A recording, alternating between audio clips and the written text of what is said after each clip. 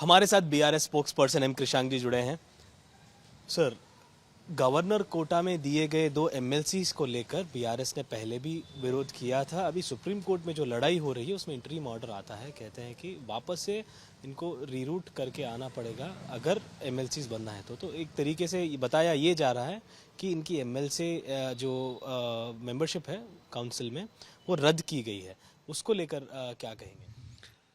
Supreme court के द्वारा आज तेलंगाना में बीआरएस ने कैसे भाजपा और कांग्रेस मिलकर कांग्रेस की सरकार बनी थी और भाजपा के गवर्नर तमिलसाई जी थे, कैसे यहाँ पे लोकतंत्र को खत्म किया है दो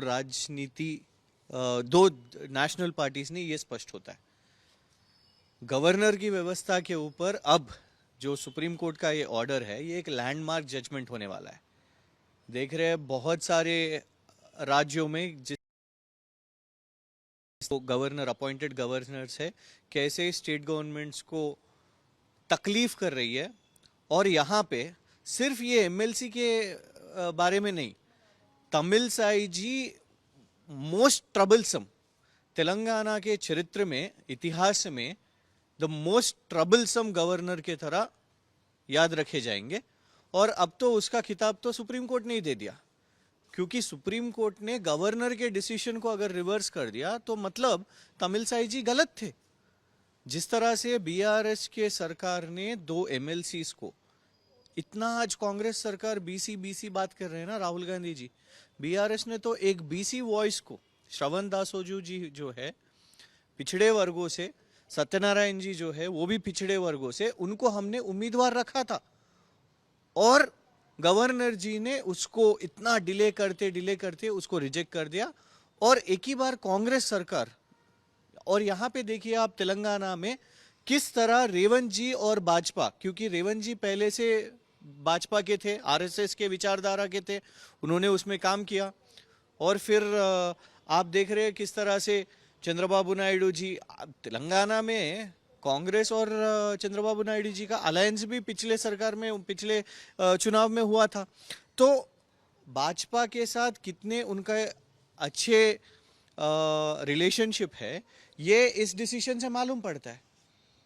और उसको आज सुप्रीम कोर्ट ने जब रिजेक्ट किया, आज बिल्कुल तेलंगाना के लोगों को सोचना चाहिए कि हमें गवर्नर तमिलसाई जी ने, केसीआर जी के सरकार को तमिलसाई जी ने कितना बदनाम किया।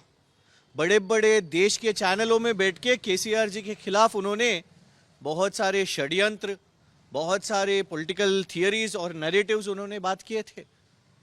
हमारे एक तरफ से हमारे चुनाव में हार की कारण भी इन दोनों की, भाजपा की जो गवर्नर और कांग्रेस पार्टी की मिली जुली खेल है। गवर्नर तमिलसाई जी बहुत सारे, और ये हमें केवल एमएलसी के इश्यू में नहीं, हमने यूनिवर्सिटीज का भी बिल भिजाया उनके पास, म्युनिसिपल का भी, बहुत सारे बिल्स उनके पास थे। रिक्रूटमेंट का बिल का भी उन्होंने रोक टोक किया। तो आज सुप्रीम कोर्ट के जो इस जजमेंट से भाजपा और कांग्रेस दोनों को एक बड़ा सा जोर सा तमाचा है।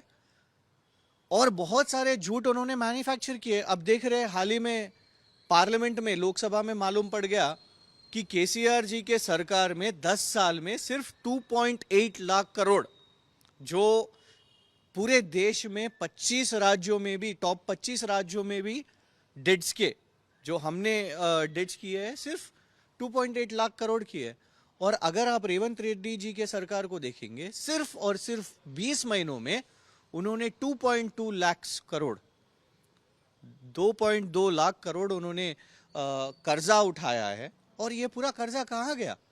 जब केसीआर जी के सरकार ने जो कर्जा लिया है, हमने प्रोजेक्ट्स का निर्माण किया है, कमिश्नरेट्स, कलेक्ट्रेट्स को बनाया है हमने, सेक्रेटेरिएट, फ्लाईओवर्स, अंडरपासेस।